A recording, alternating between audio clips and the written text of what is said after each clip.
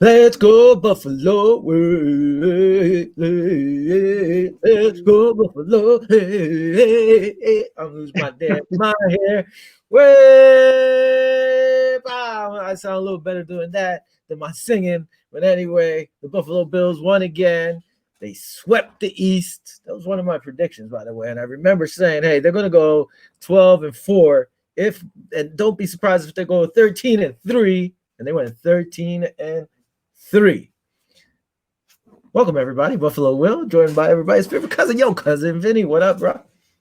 What's up? What's up? What's up? Yeah, man, you did. You kind of pegged it, man. I went back to our preseason predictions, and I actually said 12, 11 and 5, 10 and 6, and then a couple shows later with the acquisition of Diggs, I said we will go 12 and 4, 11 and 5.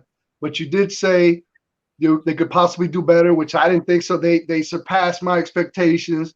I'm excited about that. But you did say we might have split. I don't think you said we were gonna sweep the East. I believe you said we might have split a game with the Jets. I said, if I can recall, I said we can sweep, but one team scares me, and it was the Jets. I thought the Jets would play us tougher, but I did say I could see us sweeping the East, like going on. If you watch the whole show, I remember saying it. And it's funny that you went back to watch and be like, yo, did Will really say that? That's my stuff, man. No, I wasn't doing it for you. I was trying to remember what I actually said so I could keep it real. You know what I'm saying? But yeah, I actually said that we would split with New England and split with the Jets. So I had us going 4-2 in the division. We swept the division 6-0. I'm super excited about that. It's never been done in Buffalo Bills history, sweeping the East, and that's another milestone, record after record after record. These Bills are just so impressive right now. They're playing at their – I don't even think it's at their peak right now, but they're gelling really well right now. Mm-hmm. I'm excited. I'm looking forward to Saturday, 1:05 p.m.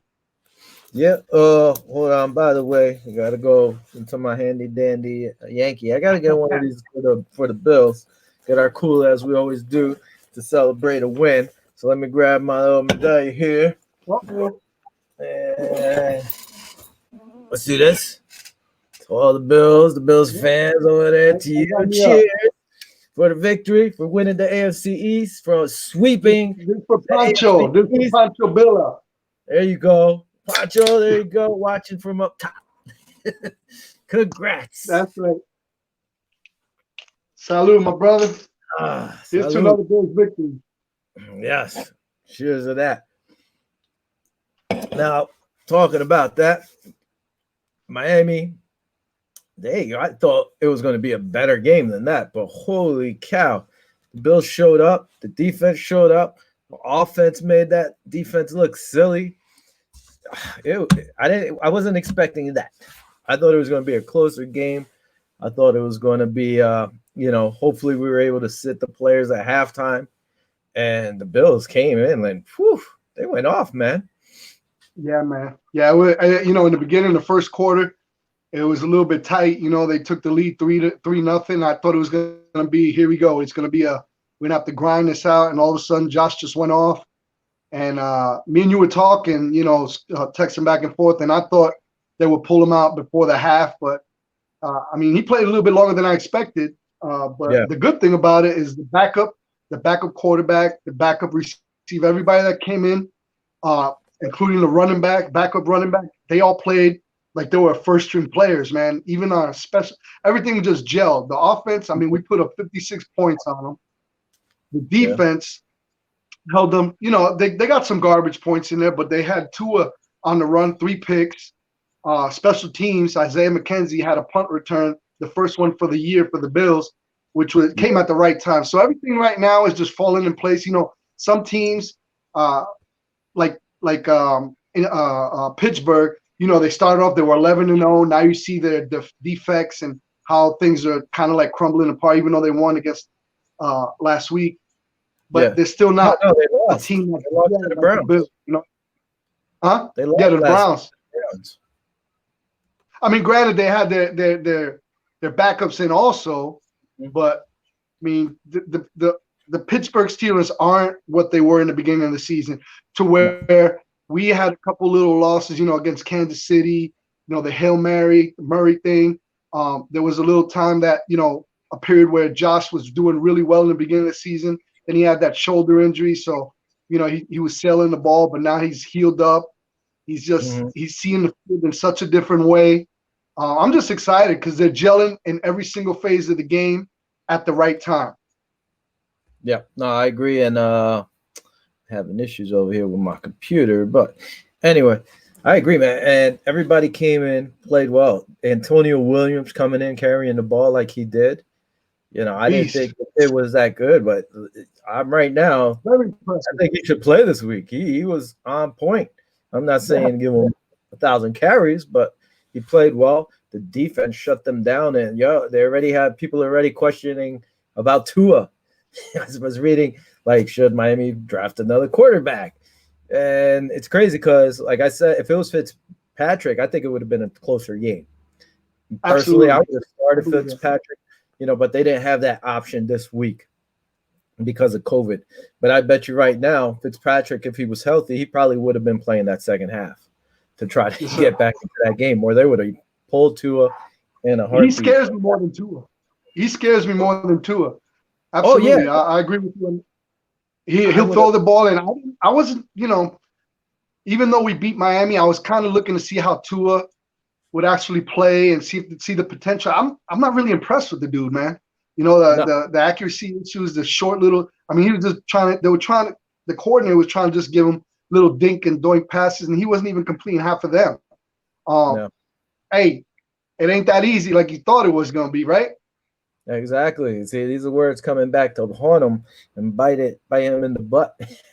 So, what's it called? Let me see here. Anyway, they did great. Everybody looked good. McKenzie, I'm sorry, but I think Andre Roberts only had this 1 year, right? Left on his contract. They signed him for a year. I think McKenzie might be taking that job next year. He's on a 1 year also. So let's see what happens. But that doesn't matter. That's next year's stuff. Let's continue here. As a result of that game, where's this man over here? Again, here, you can read this for his accomplishments. Go ahead. Go out there. Yeah, Josh Allen has been named AFC Offensive Player of the Month. Allen, who has also earned the honor in September, joins Thurman Thomas in 1991 and Bruce Smith in 1996 as the only players in team history to earn 2 Player of the Month awards in one season. Over the Bills' final 5 games, Allen completed 129 of 184 passes for 1,516 yards, 15 touchdowns, and a 117.5 passer rating, while adding 110 yards rushing and 2 rushing touchdowns. Allen earned 2 Player of the Week awards during that span for his performance and wins over the 49ers in December 12th. This guy, he's going crazy, man. And he's lining it up, man. There's so many more what's it called? Accolades this guy's been doing this year. He broke how many franchise records? He's broken. Let me see. I know I had some over here. Allen's the first player in league history with over 4,500 passing yards, 35 touchdowns, and 5 rushing TDs in a single season. How is he not getting more play for this MVP? Allen led all players on the playoff teams in accounting for the highest percentage of his team's offensive touchdowns, 82.1%. Aaron Rodgers is second with 79.7. Russell 76.4. He is fourth, I believe, all yards in for the NFL, only behind Rodgers. I mean, he's in front of Rodgers, but behind Mahomes. This guy, it just keeps going and going, and he's putting up crazy numbers. This guy's gone crazy this year, and people to still push him away. I mean, he's getting a little talk for the MVP, but I think he should be getting more. And I'm not just hamming it because I'm a Bills fan. He's putting in the work and he's doing stuff that, nobody would have thought that Allen would be putting up these numbers, that he would be competing or close to Aaron Rodgers and Patrick Mahomes amongst the other guys. Nobody would have thought that. Nobody. Nah, and especially when he had that injury in the beginning of the middle of the season where he hurt his left shoulder. So his numbers weren't all that great. There were, because he was in the talk for MVP in the beginning of the season with the numbers he was putting in. He was lighting it up. Then he got hurt, so people were already down, talking him. But imagine if he didn't get injured, the numbers he might have put up. He probably could have put up 500, 600 more yards, 400 yards, and would have taken command of that MVP title, in my opinion. But getting back to Miami, also, we were talking about Tua. I don't mean to go back on that, but I mean, he had 3 picks against us. That was one more than he had I believe the whole season. He had 356 yards, but it was garbage. It was just, I wasn't impressed. I don't mean to go back to it, but I was a little nervous about that game because we were playing the number 1 defense scoring wise, and that was a great test for Josh Allen. And the thing about Josh Allen and company is that they're having fun out there, man. You can see every time, and the love for each other and the camaraderie. They're excited for each other. It's just, I haven't seen that in a long time, man, since the 90s. And it feels good. It feels weird to be blowing teams out. Like, it felt weird. I told you the week before when we blew out New England, it felt weird blowing out Miami. So I hope that carries on in the playoffs. This Colts game is going to be a very important game. We'll talk about that matchup in a little while. But, yeah, man, I just had to go back to that Miami game real quick because it seems surreal. We played them really well. I mean, we beat Miami in the beginning of the season. It was a closer game. But, man, to put up 56 on them, man, I to be honest with you, I expected, a closer game. I never expected to put up 56 points, man. That's crazy. Me neither. I wouldn't have thought it. And what's even nuts is that most of the starters were sitting after the half. Yeah. They stepped up, throwing it on, man. The nice pass, like you said, actually you brought Barkley to Davis, was on point. Davis caught that just on his fingertips. They just kept rushing. Everything looked good. Your boy Josh, that was one predicament I had. That didn't come true. I thought he would lead the NFL in picks, but he didn't really play the nickel like I thought. And he was out for a while with all the, COVID and the injuries and so forth. But even he had a nice little pick 6 for a touchdown. I could see him getting more play this week, against Phillip Rivers. But again, like you said, we'll talk about that. As always, for the last few weeks, I've been grabbing the Bills McDermott's speeches. So I'm going to play this right now. Let's listen up. It's a great job. Give yourself what I love about it, man. Didn't start out our way, right? Didn't start out, but nobody lost their mind, right? We stayed poised, stayed calm, executed at a high level. Now listen, humble and hungry, right? It was a long way. We're about ready to start the second season, and we need everyone. That's right. Need everyone. And everything we want in front of us to put ourselves in a good position. So execute, do what we want to do. Win on 3, 1, 2, 3. As always, I got these off the Buffalo Bills Twitter page or their PR site. Kenny from the K&K show said, "Good evening, Buffalo Will and Cousin Vin, a.k.a. the best Bills show on the planet." Thanks for that, Kenny. I'll be a little biased, but I'll take it.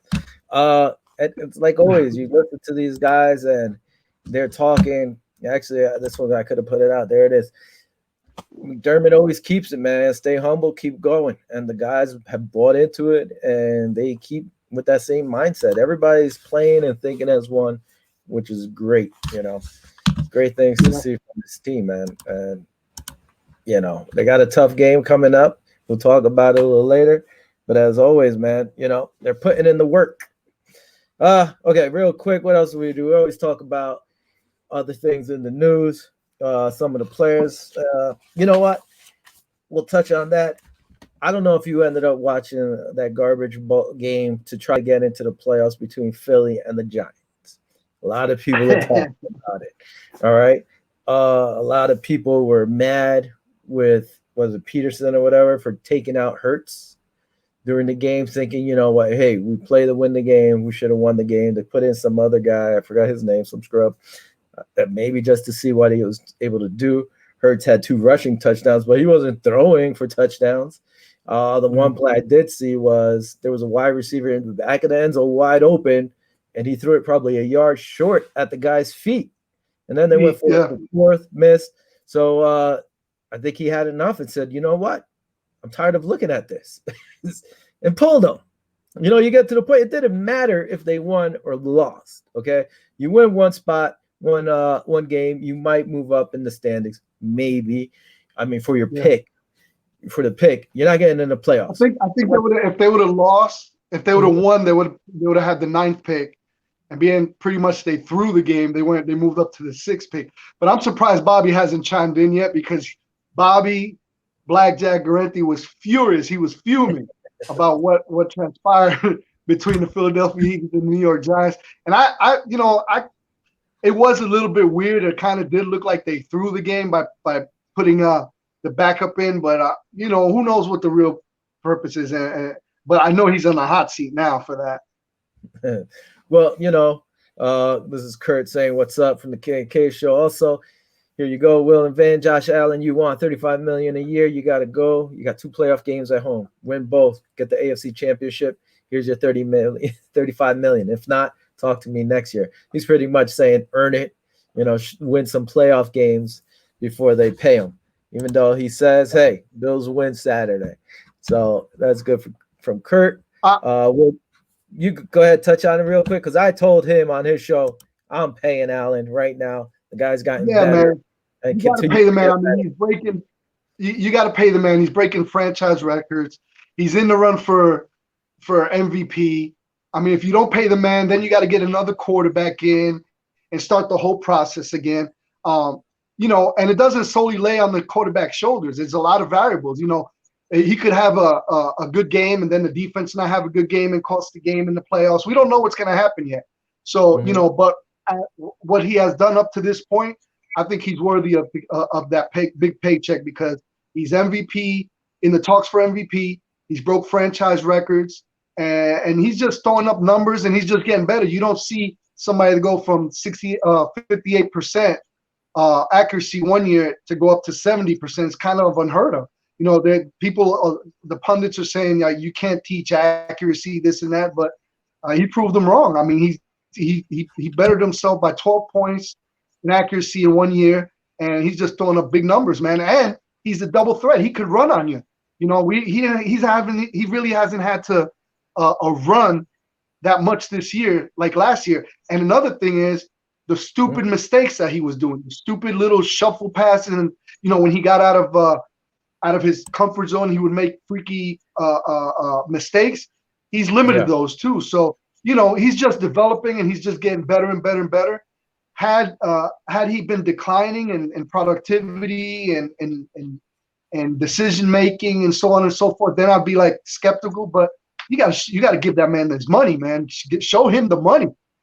Yeah, and you know what? One thing, just to say to Kurt, let's say he does win this year or whatever, or if he doesn't, maybe he wins one game. Hopefully we go all the way.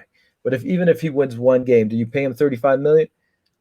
Maybe, because you know what? Let's say the next year he has the same or even a better year. That $35 million just jumped to possibly $40 million. Let's just say. Yeah. So it keeps adding up, and that's the way I say these contracts are a little out of hand for the quarterbacks, but it's just the way the market is right now. Yeah, they're ridiculous. It's a little nuts. They're ridiculous. And another point, you gotta. There's a lot of variables to consider. I mean, even Brian Daboll has been offered a couple jobs for the Jets. They're not offered yet. They asked to interview him. The Jets and the Chargers. So me and you spoke about that a couple shows back. I know he's a Buffalo hometown guy. Man, he's already got 5 rings. You know what I mean? But does he really want that head coaching job, or does he want to stay in Buffalo and keep mentoring and keep running offensive ways? In the beginning of the season, they were calling for his head. You know that. They were like, "Oh, he's too conservative. What are we gonna do? We got to get rid of him. This and that." And all of a sudden, everybody's like, "Hey, he's a genius." We can talk about that if you want. I don't know what's gonna happen with that Brian Daboll situation, but I'd really love for him to stay. In a little, but I don't think he is. Your goal is to become a coach. Touching back on this real question. What is this? My question about the situation is, if you're a free agent and the Eagles and Giants both say you have a starting job and it's yours to lose, who do you sign with? At this point, I might sign with the Giants. I think they have a little better of a team. But let me finish up on that other thing before. Personally, Philly didn't own anything to the Giants and they don't own anything to Washington. Maybe they don't like Joe Judge. It doesn't matter. I wouldn't have I might have kept Hurts in because this is his first year and he didn't play the whole season. So maybe I would have said, go over there, take your lumps, because next year I want to see what you could do. Maybe he just got tired of seeing it, brought in the other quarterback. Kelsey coming out and some of the other players getting all mad about it. Why? Honestly, Kelsey had a big cast on his arm for how long? He shouldn't have even been in that game. Starter should have been sitting on the side. Anybody banged up, sit on the side, heal up. You don't own anything to anybody. And me, if I was the owner, Mara, or the GM of the Giants, I would have said, Joe Judge, shut your mouth because you sound kind of dumb to me. Why? Win your games. The NFC East was an embarrassment. Win your games.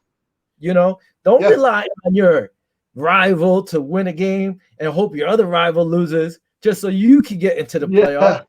Stop it. It didn't matter. They didn't have to win. They weren't playing for anything. If I want to sit my players, I sit them and I say, Joe Judge, shut your mouth. Go. To me, it was just. I mean, don't get me wrong. I like what Joe Judge is doing over there. I like what he's doing with the Giants. I think they're going to be pretty good next year. But, in retrospect, you're right. You have to win your games and not rely on scenarios like we got in when Cincinnati, But that wasn't one for us that we had to wait on that. But now we hold our destiny. When you win games, you don't have to worry about stuff like that. So exactly. In that retrospect, I agree with you. That's like McDermott getting upset, let's say at the Patriots for not winning their last home game or not starting their starters, and we missed the playoffs because if they would have beat that team, we would have got in. Like, it doesn't make sense. Like, if it was okay, you ask, oh, man, they could have helped us out. Maybe that. But to me, it was just dumb. And to Kenny, I would side with the Giants. I was getting flack about the Bills running the numbers up on whatchamacallit on Miami last week. I got a couple of messages like, oh man, the Bills didn't have to do all that. I was like, listen, the backup quarterback came in there. I even thought when Matt Barkley came in, I was like, okay, now we're gonna run the rock. It's just gonna be handoff, run the rock. But he wasn't playing. He was chucking it up there. He wants to let people know, God forbid something happens to Josh Allen, that we could rely on him. And I mean, he gave me a little bit more boost in terms of confidence. God forbid something happens, because this is a game of, you could get injured at any given play, and a lot of these teams, Green Bay, for example, if their quarterback gets hurt, they don't really have a good backup. And I'm more comfortable knowing that we have a decent backup that's not scared to throw the ball. I wouldn't take it all that far because, Barkley, he's played one good game, and I think that was last year against the Jets or so forth. I mean, you can't blame the Bills for running up the number. Like you said, most of the starters were sitting. It didn't matter. Yeah. Backup receivers were there, our backup running back, our third running back, because you pretty much split time with Zach and Singletary. So most of the guys were gone. It was their fault. They gave up. Their defense wasn't stopping it. So they pretty much just said, hey, we're not coming back from this. And that was it. Getting back real quick to Kenny's question here. I would sign with the Giants. I think the Giants are on an upswing. I think Philly's going backwards, especially with that problem with Carson Wentz. If they get rid of him, they're eating up a lot of dead money. Another guy, Beelan, he's from the K&K show also. I hate Josh Allen, but the kid got a solid team around him and is well coached. Beelan, what are you thinking on this guy? See, he had to say solid team around him, He could have just said, the guy's pretty good, Beelan's a Jet fan. Probably have Brian Dable as his coach next year. But he ain't going to be able to do. Beelan, I'm going to tell you something. He doesn't like Josh, but you got to credit Brandon Beane and Sean McDermott because, okay, they're giving Josh Allen the weapons. They know he had the arm. They know he has the strength. They know he has all the tools. But what's great about Beane and McDermott, they actually got the tools. They got Stephon Diggs, which is the number one receiver in the NFL right now. Me and you talked about that trade on how much it cost. I thought it was kind of worth it the way he played, and now it's really proven that it was well worth it. We gave up a first round, a second round, a fourth and a fifth round. But, I mean, look at the numbers. He's the number one receiver in the NFL. We still got John Brown. John Brown was our number one receiver. Now he's the number 2. You know what I mean? And we got Beasley. Gabriel Davis has been balling out. You know, the tight end situation, I think, you know, we could improve on that. Maybe offseason, you know, these guys get a little bit better. But other than that, man, I know that Breland doesn't like Josh, but the kid had raw talent. Brandon Bean saw it. The kid on his own, we've been following before the season. We were following Josh Allen, and he was going to California, going to Florida, inviting the receivers and working out on his own. So, I mean, the kid has the fire, the desire. And if you see that last game at Houston playoff game, when we lost, that was his defining moment. He was just sitting there and you could see it on his face. He was dejected. He was hurt. And he said from that moment on, you know, it's on. And he's been proving it. Listen, yeah, there's good people around them. I thought the Jets were going to be better than what they were. I said in the beginning of the year, I thought they'd be a lot better. Not so much just Gase, but I thought they were going to be good. One thing here real quick, Kenny saying the point he's making is if a player is coming in and wants to play with a coach or whatever, honestly, at 4-10, you're not making the playoffs. You already know you're out of it. If I'm a veteran player and I know, okay, that's pretty much my defensive end spot next year, I know I'm going to get it or whatever, let these kids play. Let me see what they could do. I'll just, if I'm banged up and there's no way we're getting to the playoffs, don't play me. I don't care. The only problem is some of these guys have incentives, so they want to reach their incentives. But if you're going to go out there, listen, I want to win also. But if it's the last game of the year, you're 4-10 or whatever you are, and there's nothing to play with, take them out. I don't care, you know, unless, you know, I'm going to help somebody or like it's really shady. Play your rookies, play those guys who might earn a spot. We didn't have a preseason. Let's see what you could do against the big boys in the last game of the year that doesn't cost anything. So I wouldn't even care, honestly, with that one. Kenny, you got another question. You got to give the Jets fans a pass. In the 90s, the Bills were the team. Then in the 200s, until the last year, the Pats were on top of each year. Going back. Yeah, the Bills.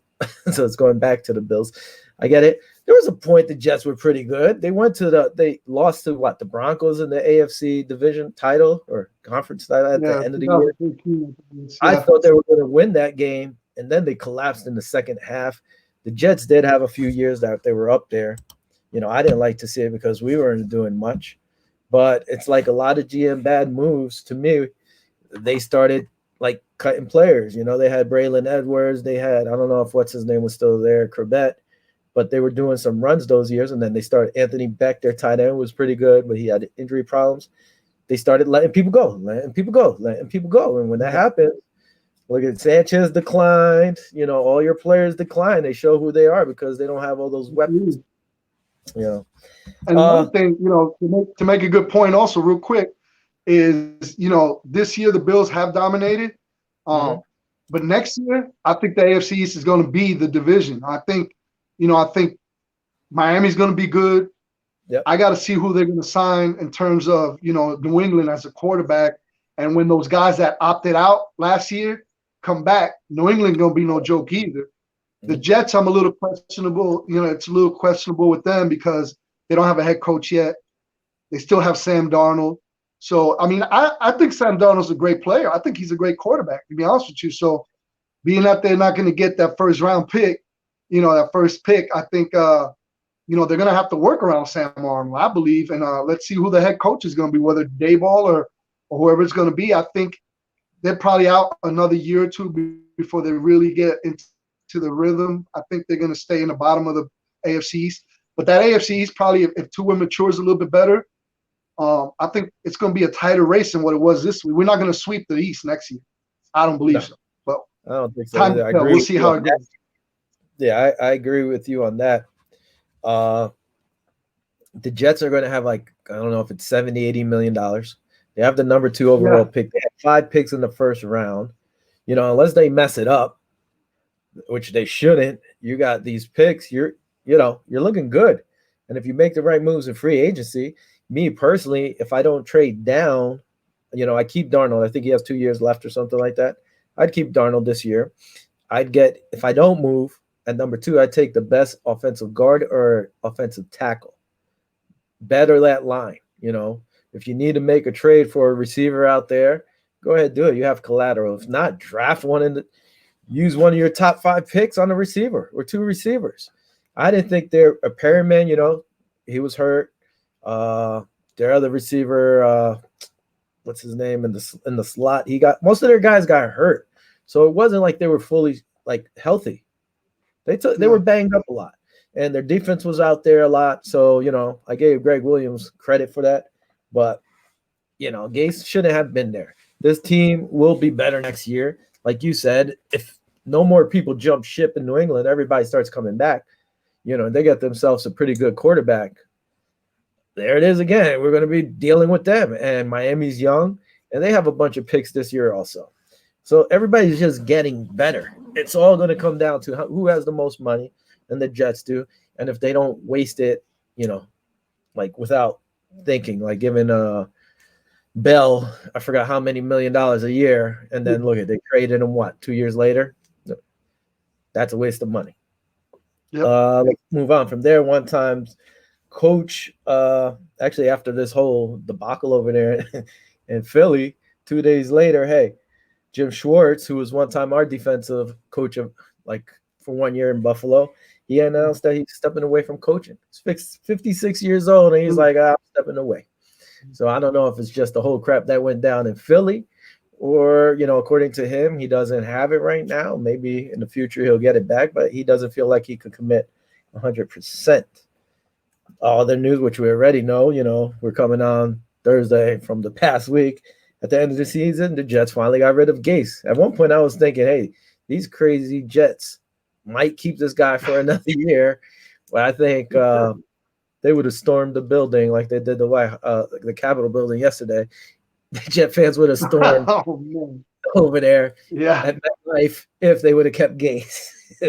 Not to make fun of that stuff. And then one time, Bills assistant coach also, Anthony Lynn, got let go from the Chargers. Saw that coming. Yeah.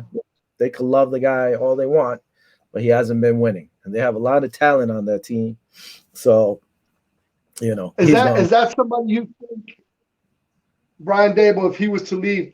Well, I think that would be one of the candidates for offensive coordinator. I believe he could come back over here to Buffalo, even though, well, what do you think about that? I saw that. I think somebody there was an article about that. Hey, if Brian Daboll's gone, why not? I don't know if he has ties to the McDermott and Bean, but yeah, he was in Buffalo before. Why not? We're going to need an offensive coach. As long as they don't get Adam Gase, I think I'm okay. Looking at that, I don't want him. So if they bring back I think Daboll's going to wind up, if he does take a head coaching job, I think he might wind up going to San Diego, because I think he went to high school with the GM over there. I think from what I read, he's got some ties with the GM. Yeah, they went to the same high school. I hate to see him go. You know what I mean? And Anthony, I think Lynn will do a good job here. And there's some talks of maybe even Ken Dorsey, being in the mix for that too. But it's all premature. I don't even want to talk about it until we win it. We get the ship, and then we could talk about it. Other than that, it's all speculation. No, sounds good. Let's see, real quick. Browns, they're still having COVID problems over there. They have 7 players off the 53-man roster that are on the COVID still, and they might not be able to play this week. 2 from the practice squad have COVID, and their head coach, supposedly he's going to miss this game too because of it. So that's just stacking more up against this poor Cleveland Browns team heading into Pittsburgh. One note for next year, Joe Burrow set to return supposedly for the first game of the season, coming off his knee injury. They're saying his therapy is going better than they expected. Kenny, I could see the Jets bringing in a low-profile coach with a lot of assistant coaches with head coach experience, offensive coach Bill O'Brien, Pat Patricia types. I would be surprised to see Pat Patricia come here. I think we touched on it on your show at one point, on their show, the K&K show, that maybe McDaniel goes somewhere and takes Patricia with him as his defensive coordinator, which is a possibility. I don't know. We'll see. I honestly think they're going to go after Daboll to see if he could do with Bradford what he's done with Allen. But again, me personally, I've said this before. Listen, I like Bradford, but I think Bradford's almost hitting his ceiling, while Allen still has cap to grow. Bradford could get polished up some, but I don't think he's as good as everybody thought he was when he came out. That's just me. Kenny also got one over here. I have a question for you both. Chiefs are clear-cut favorite. In your opinion to the game, who is an under-the-radar guy that can step up either on offense or defense in these playoffs? Are you talking about just between, I guess the Bills and the Chiefs or the Bills? Bills, I think the one guy who's going to be big this week, to me, would be Matt Milano. Absolutely. He's going to have to be all over, and they're going to have to stop that run. You took the words out of my mouth, man. That would be mine for the Bills. Chiefs, I'm not sure. So, not even thinking about those guys right now. What happened to Vinny? Vinny disappeared on me. What the heck? It's not connected. Something happened. Here it goes, Vinny now. He's coming back. Hopefully we get Vinny, but I'll keep going. Jets. Here, Vinny's back now. Sorry, why did you taking breaks? You can't be taking breaks during the show, man. I was in the middle of agreeing with you. Maybe something glitched because me and you usually don't agree, but I agree. I'm gonna get my point. I agree. Matt Milano needs to be is going to be the player that we need to step up the most. Him and Tremaine Edmonds, because if they stop that run, because Jonathan Taylor, that's what they're going to come to do. The Colts are going to come and try to pound the ball, and get that lead. If we get a 10, 14-point lead, Rivers is going to have to pass, and they're not really that great at passing. Their strong point is their running game. I mean, Jonathan Taylor had 200 plus yards, almost 240 yards. 150 yards last week. So if Matt Milano steps up and Tremaine, those two, if those two step up, I think we'll be okay because the offense, anybody can step it up, in terms of the receivers. So I'm not worried about the offense. If those two linebackers step it up and stop that run, I think we're going to be okay. Yeah. So that's my answer, Milano and Edmonds. Yep, I agree. The linebackers are going to be busy. And not even them. The defensive tackles need to slow down the guys too. Oh, the whole D needs to, but I think my main guy would be Matt Milano. He's the X factor to me. Yeah. Other than that, actually, we got some other news we got to touch on real quick. This guy over here, Corey Bojorquez, led the NFL in gross punt average yards, 50.8, and he only had 41 punts this year. That's pretty damn impressive. Josh Allen had more touchdowns than he had punts. Yeah. Okay. This guy, man, Tyler Bass, the rookie, came in. He set a team record for points with 141. I know you and I agree on this. To me, I look at the kickers, and it's a lot easier to put on 3 points and 3 points and 3 points.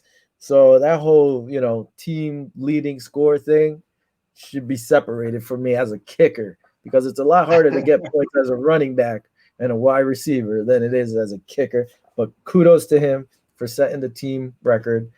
And he passed Steve Christie too, I believe, right? And then he's a leader now.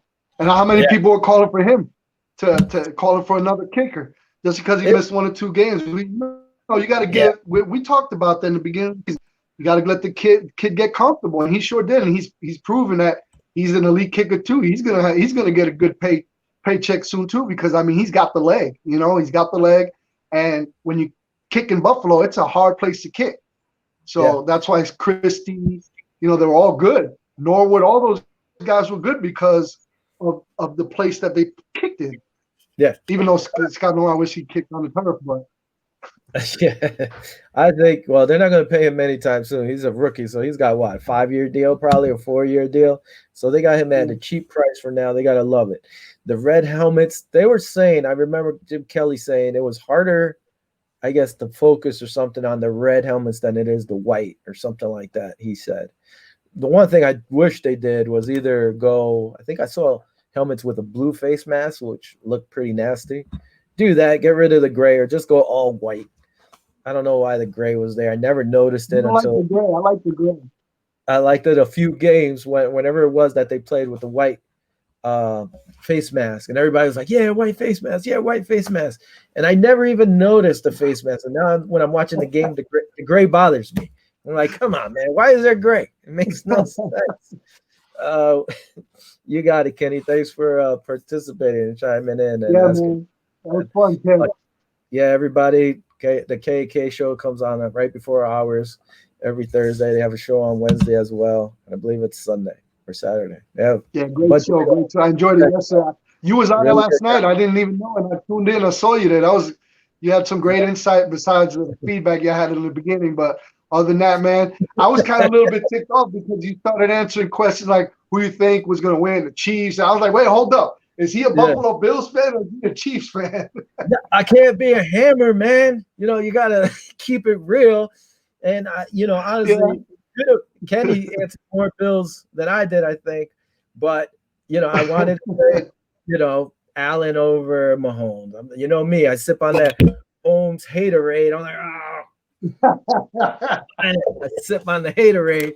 But I answered, I think, Mahomes once, and I answered Andy Reid as the best coach left in there or in the AFC East. Listen, I love McDermott.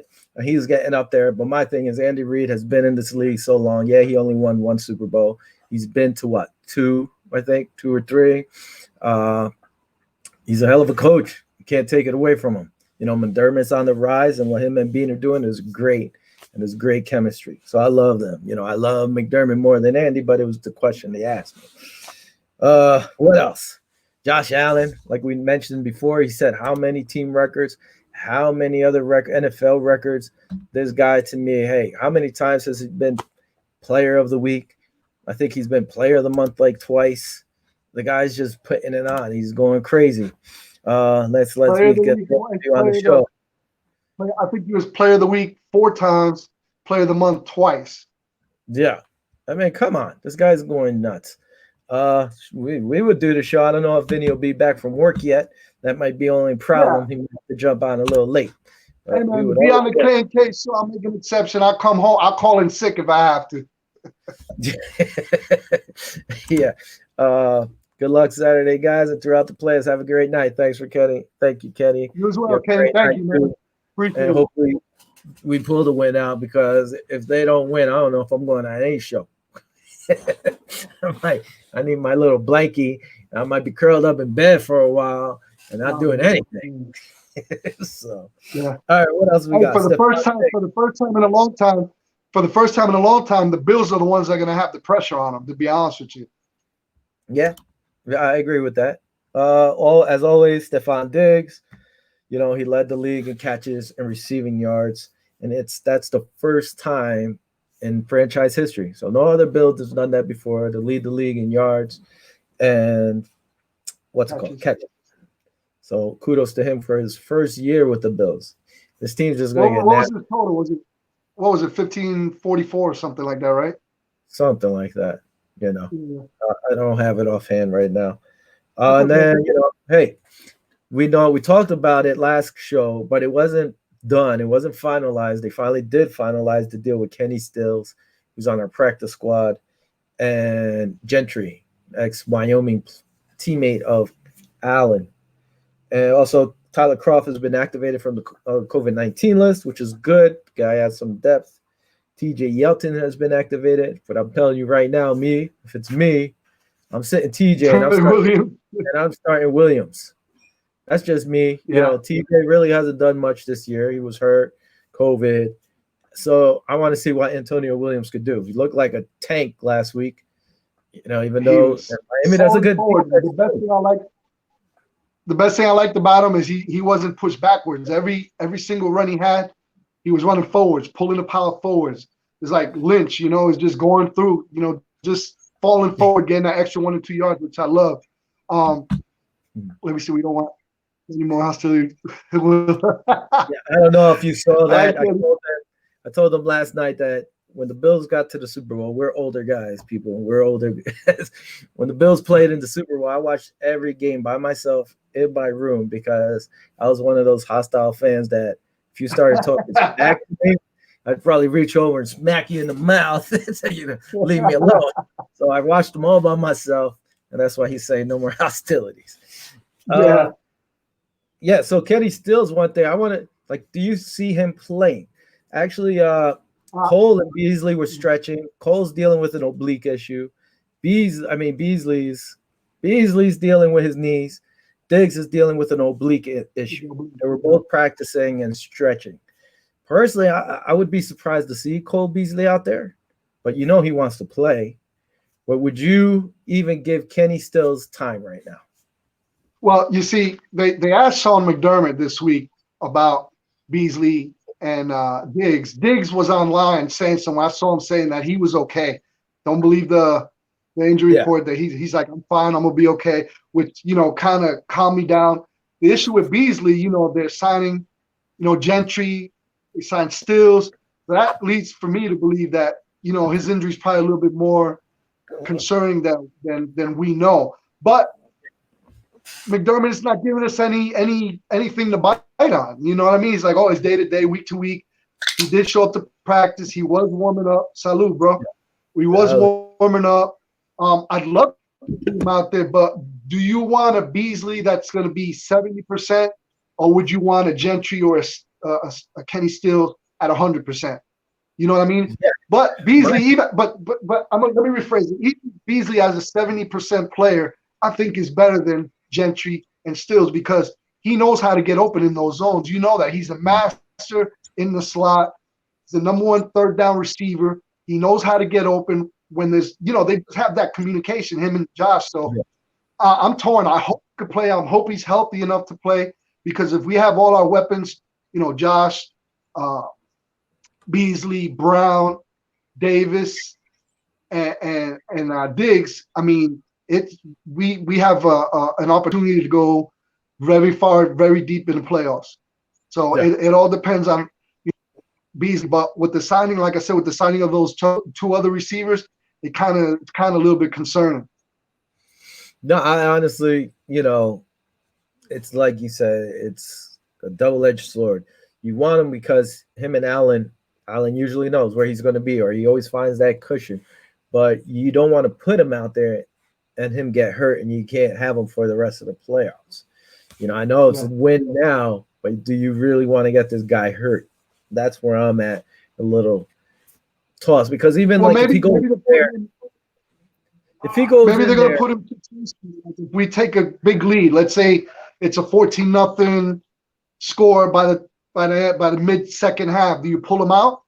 You know what I'm saying? Because now you have a situation where the Colts are going to have to pass. They're not going to rely on that run game, to catch up. So I think if we jump early and get the lead early, I think they'll pull them out. They'll pull the players that are, such as, Beasley out with that injury. But I could because I thought they pull everybody out after pretty much the first score of the first series, and they stood there, well into the halftime. Yeah, well, you knew they were going to keep them into half. They weren't going to do that because, you don't want them to come back and win the game or whatever.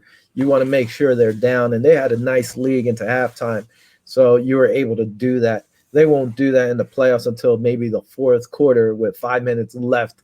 Maybe people in there. The only problem is if you you take Cole and you keep him in there as a spot, and he gets hurt in the first or two series, now you're down a wide receiver.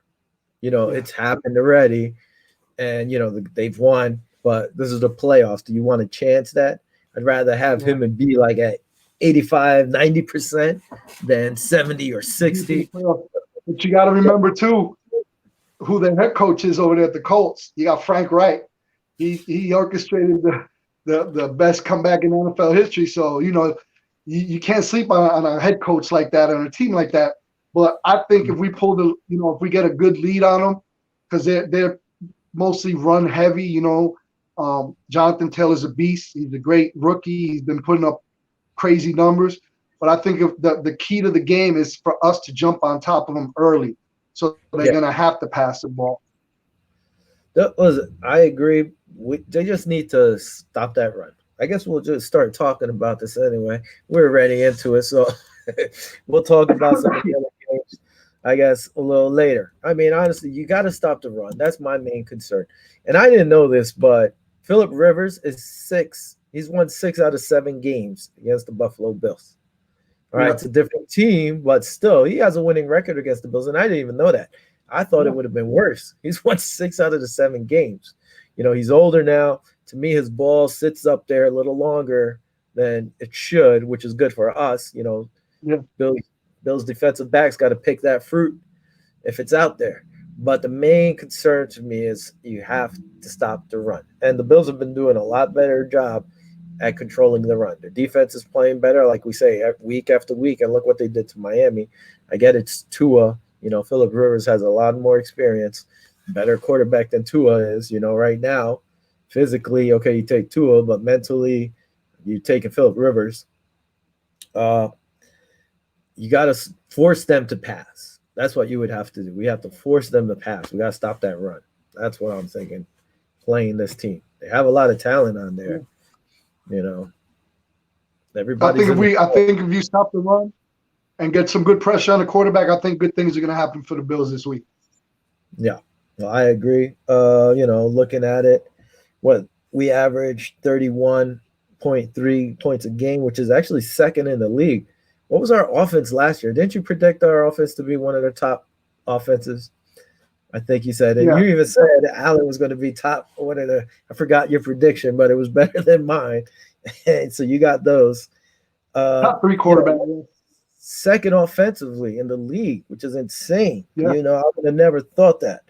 But their defense is ranked 10th. So they don't have a bad defense. I think their defense is ranked 10th. Their offense is actually ranked 9th. They have a pretty good offense. Every team in the AFC earned their spot, and how many teams missed the playoffs with a good record? At 10-5, 10-6. I mean, 11-5. And they're missing the That's rough. It's rough. That's rough. Now you as an AFC team that went 10-6 or 11-5 and don't make the playoffs, do you consider that season a failure? Or how do you look at that season in particular? Because you have a great, it's a nice record. 11-5 is nothing to be shabby about, or 10-6, and not make the playoffs. Do you, like I said, do you consider that a failure as an organization, or do you see it as a stepping stone for the following year, like a good thing? No, I mean it's a good thing. Okay, you missed the playoffs at 10-6. Why? Because everybody was 11-5. It wasn't that. Yeah. You were a slouch. It wasn't that you were 9-7, or 8-8. You just got beat out because somebody not like the East. Yeah. Besides, okay, it was funny because Kyle Bryant from the NFL, Good Morning NFL or whatever it is, tweeted, "Sorry to the Buffalo Bills fans. I picked you to go 12-4, and I didn't even know he picked them to go 12-4. I was surprised, and he's like, I was wrong. I should have said 13-3 or whatever." So who would have really thought that the Bills were going to be 12-4? Besides some crazy. Me and you. Yeah, Me and you. You called it. Come on now. No, I know, but I never thought they'd be 13-3. I mean, they tied the franchise record for most wins. 1991, I believe, they went 13-3. But I never, man. Listen, I was looking at 11-5, 10-6, and then with the acquisition of Diggs, then I moved up to 12-4. But I don't never, man, I'm so excited that they're 13-3, but you predicted 12-4 from the get. Yeah. So you were pretty much on the money. So, I mean, the professionals didn't have Buffalo doing this, and look at Kansas City losing one game or two games because the one at the end, which didn't really matter. How come nobody in the AFC went crazy because they lost? Nobody saw the Bills doing this. Kansas City only losing one game. I don't think anybody predicted that either. Steelers, well, they ended up, losing. There was a lot of good teams in the AFC this year. It's not the first time in the AFC that a team's missed the playoffs at 10-6. It's not, because it happened to New England once. It happened, I think, to Miami before also. So it just goes to show you got to earn it in the AFC. NFC, the only conference I always said is the AFC West or whatever. You might be able to get in at 9-7 because the Chargers did it a few times. But besides that, the other divisions, you got to earn that spot. So, kudos to them. This is not going to be a walk in the park. These guys are playing at 1 o'clock. It's not going to be easy. I hope they go in there and smack up the Colts defense like they did Miami's. Listen, the Colts, I believe their starting center not center, their starting safety and their left out cornerback are out, you know. So I don't think they're playing. So that's good for us if they're missing their starting safety and corner. One of those backup corners or the nickel corners got to slide over and has to deal with either Diggs or Smoke or Davis, and who knows if it's Beasley or who else. Kenny Stills, the only way I would play him honestly is if Beasley's out. If not, the receivers that have been there, hey, put them in there. They've earned it. Let McKenzie play in the slot, you know. Let these guys who have put in this time keep that spot. And, you know, if somebody goes down, then you bring in Stills. The kid's got to earn his spot. That's the way I always look at it, you know. Why bring him in? The guys who've been working and putting help or putting their time in the team gets kicked to the side towards the playoffs like this. To me, it wouldn't be cool. But, you know, whatever. Looking at our injury report over here, Cole Beasley, Stephon Diggs, both questionable. I think mainly Beasley's questionable, being that he has his oblique little thing. They have to put him as questionable, I think, per the league. Jake Fromm, we all know, that's just the COVID list. Listen, Feliciano, which is huge. We need everybody to be on point. We cannot afford to have nobody in there. I don't know if you saw in the news. I know we talked about it. They did approve to have 6,770-something fans in the stands. Governor Cuomo wants to go to the game.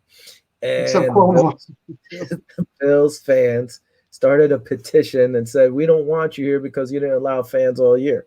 That's a little crazy because, hey, he could have said no fans at all. You know, I think he gave his ticket to a nurse or something, like a healthcare worker or something to go. I don't know. He was all pumped to go, but I guess the mafia said, yeah, no. And he said, okay, which I'm surprised because, you know, he could have just been, like I said, no fans at all. You got to give and take a little, mafia. Give and take. Yeah. Shout out to Wolf Blitzer, too. On his show, he shouted out Bills Mafia and Go Bills. He's a diehard Bills fan, too. But, hey, real quick, before we go, I just want to go down some stats, if it's okay with you, and then we get into the picks. The key stats for 2021. The Buffalo Bills, the most points in the season ever is 501 points. Most touchdowns in the season was 60. Most wins in the season, you know, tied with 1991 with 13. Josh Allen has the most passing yards in the season with 4,544 yards. Most pass completions in the season with 396. And most touchdown passes in the season with 37. Diggs has most receptions in the season with 127. Most receiving yards in the season with 1,535. Bojorquez, as a punter, has the highest gross punting average in the season with 50.78 yards. And did you see that punt he had in Miami where it skimmed the 1 yard line when he just came in and won?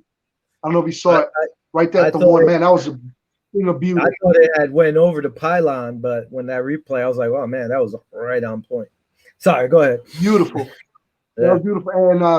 And Tyler Bass, most points scored by any player in team history during the season with 141. So, I mean, these guys are just breaking records. And they're having fun doing it. They're having fun. That's the beautiful thing about it, is that they're enjoying each other. They're family. You know what I mean? And that chemistry is what's bringing these wins. And you know, when one's down, they just pick each other up. Even McKenzie said, you know, his phone was blowing up after he scored, you know, the 3 touchdowns, 1 punt return, and he gave credit to Diggs for his leadership and showing him what he needed to do in practice and all the little things. And you know what? This day and age, where do you see players like thanking other players? You know what I mean? You don't really see that, and that to me is the camaraderie and the one Buffalo family that I enjoy. And it's just an awesome thing to see.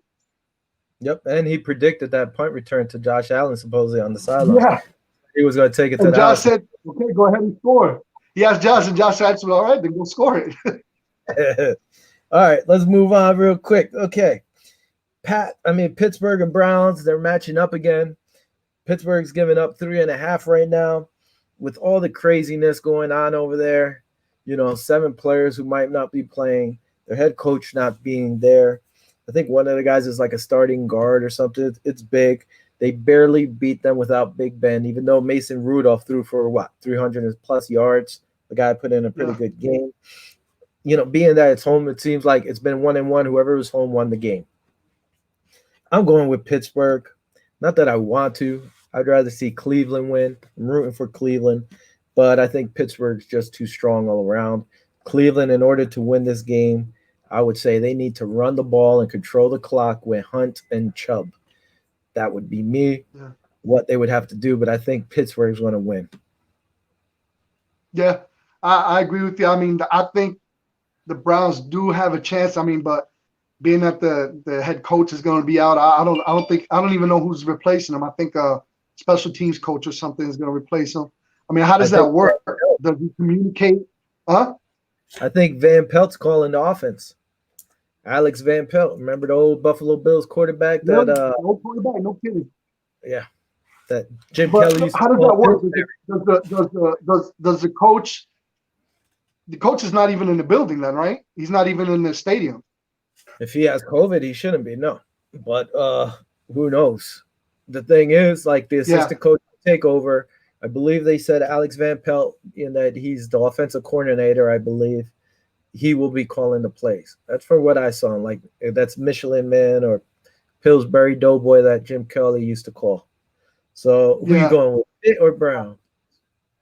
Yeah, I don't know. I was kind of rooting for the Browns, but typical Browns fashion, they find a way to get out of the playoffs pretty much on their own. It's a shame. I think like you, I agree with you. If they run the rock and try to keep Ben and the offense off the field, they have a chance. But other than that, I don't see that happen. They rested Ben. He's an old guy, and an extra week of rest kind of does your body good. You're older fella. I'm an older fella. If you get a week off, you feel a lot better. So I don't know. I think the Pittsburgh Steelers are going to take this one. I got them 24-14 Steelers. All right. Tennessee, this is a game I actually want to see too, besides the Bills game. This might be my favorite matchup probably of the week. Tennessee and the Ravens, both are 11-5.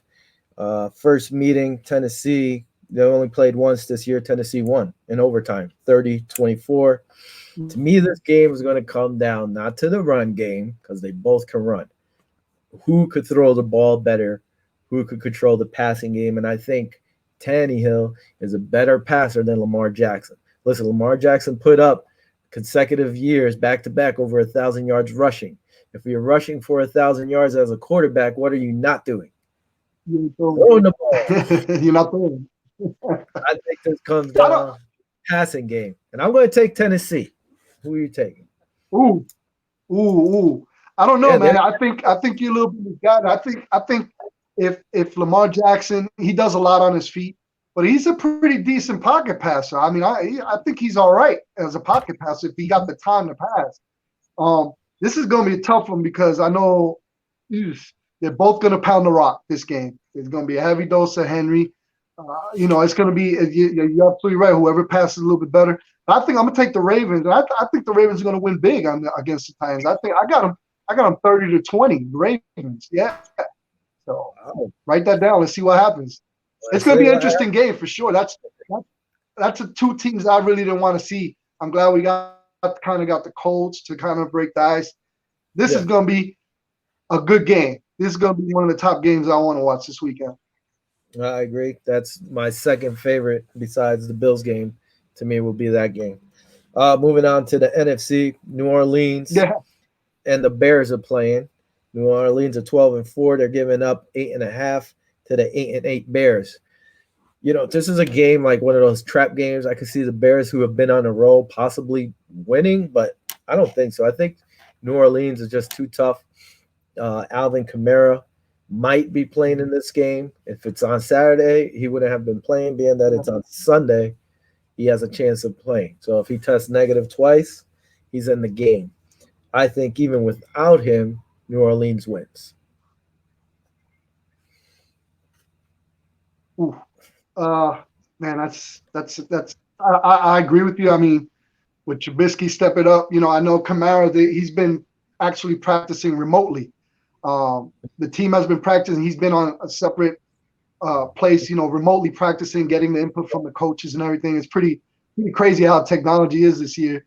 Hopefully he passes his test, but the Bears haven't really, beaten anybody, in Denver and everything. So, they're kind of like right there. I don't know. I don't think Trubisky's gonna pull it off, man. I got the Saints, man. I believe the Saints are gonna win. I think it's gonna be a lot closer than we think.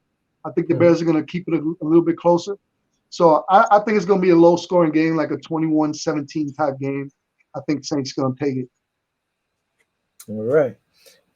Seattle 12-4 against the Rams, 10-6. Seattle's giving up 4.5. Seattle, to me, you don't have what's his name, the quarterback Goff.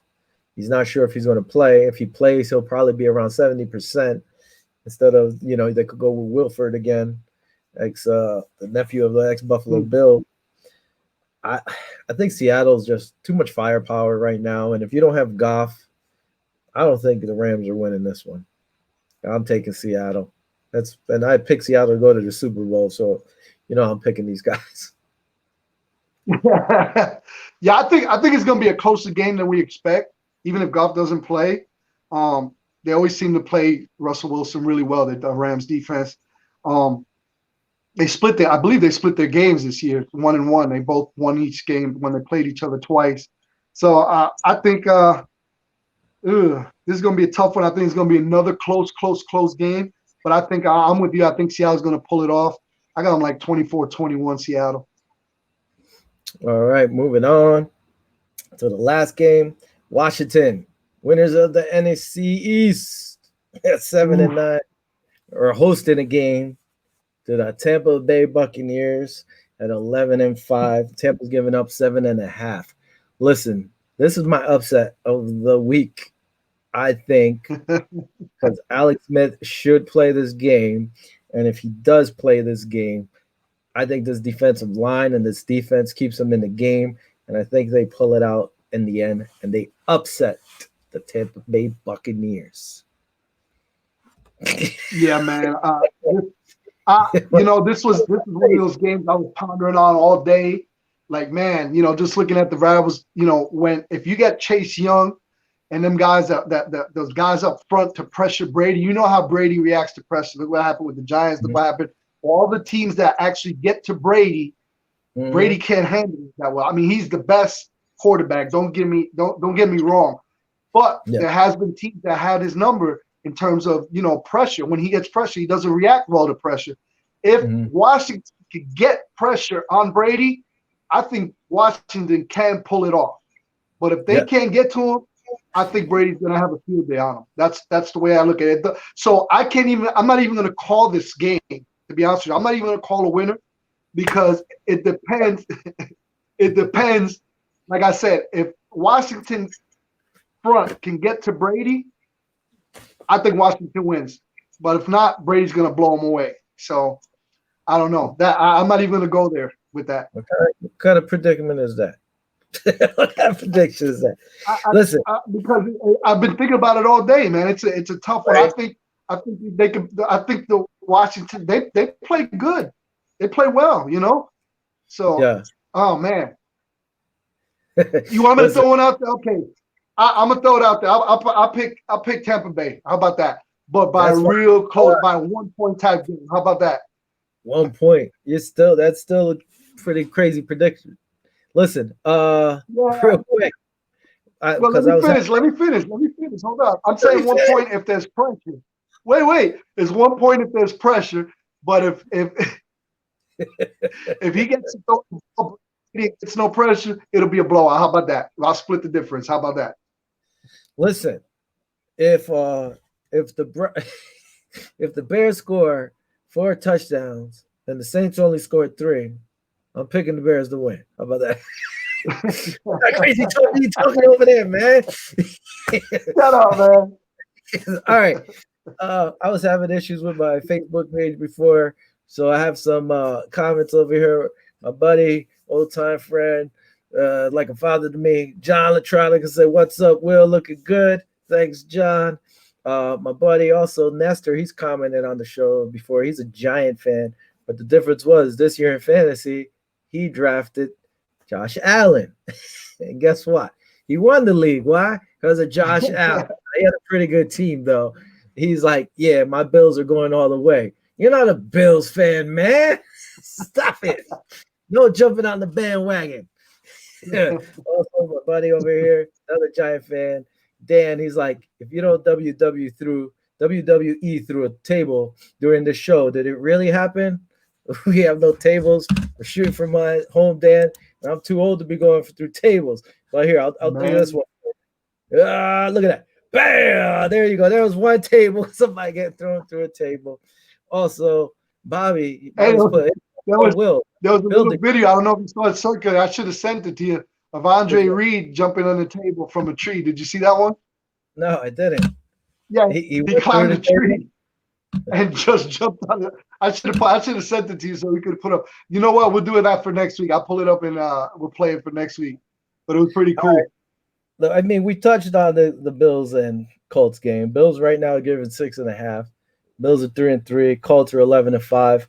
You know, which is crazy is that, like I said, Phillip Rivers has won 6 out of 7 games against the Bills. Hopefully, we change that. I think the Bills win this game. I think they need to run the ball. I say it all the time, but they need to add the run more. And if not, just take those 3-4 yards, keep the ball moving like they've been doing all year long. Stop the rush. If they're running a lot, hey, Frazier, run the 4-3. You have Klein, Milano, and Edmonds. 3 nasty linebackers you could put out there if you can't stop that run. You know, don't be prideful. Adjust the game if you have to. And that's it, man. I'm going with the Bills. Yeah, what about you? I'm with you. I'm with you, except the running part. I think these guys are they're in such a zone right now. I mean, look what they did with Miami. I think they're going to jump on and get a lead quick, 14-0 by the first quarter. And I think they're just going to keep building on it. I think they're not going to take the pedal off. I think if we get the lead, a quick lead, that's not going to let the Colts run on us. But if it's a closer game within the first quarter and they're running, I think we're gonna be in for a dogfight. But if we jump on them 14-0, I think sky's the limit. These guys, I don't think we're gonna run. I think we're just gonna pile it on like we did to Miami. Yep. Well, so I got the Bills 32-21. All right, that's a pretty nice win right there. Weather for Buffalo, I haven't checked, but at one point they were saying like in the 20s, but I don't know if that's supposed changed. To be chilly. According to Steve Tasker, it might be chilly. What? So we'll see you in Buffalo in According January. to Steve Tasker, it might. There it is. There it is. Be ready. Be ready. It might be chilly. Yeah, this is what we would need. We would need some of this. Well, that might not be happening. I think, like I said, the weather was calling for like in the 20s. I'm not sure, something like that. But anyway, who knows? All we know is that we need the Bills to continue this roll, continue to win, put in the work, keep their mind straight. They're all having a good time, which is great. You see them in practice, dancing, having fun, you know, just showing each other love, all good stuff. And by the way, did you see Benny the Butcher's song that they're using? Yeah, the real rap song. Yeah. Play it. You got it? We got it here.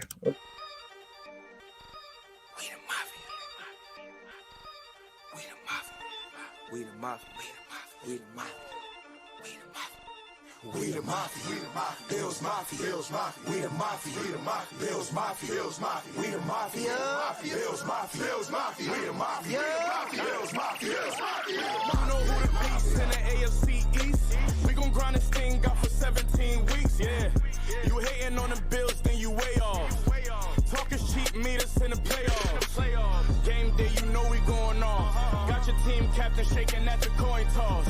We say mafia, that mean family to me. Cause we stand with the team, best fans in the league. We the mafia, Bills mafia, we the mafia, Bills mafia, we the mafia, Bills mafia, we the mafia, Bills mafia, we the mafia.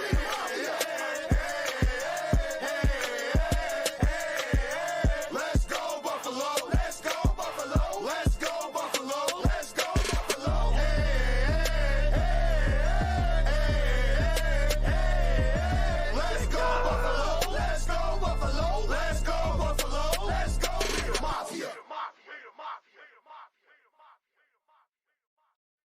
Woo, that was some fire.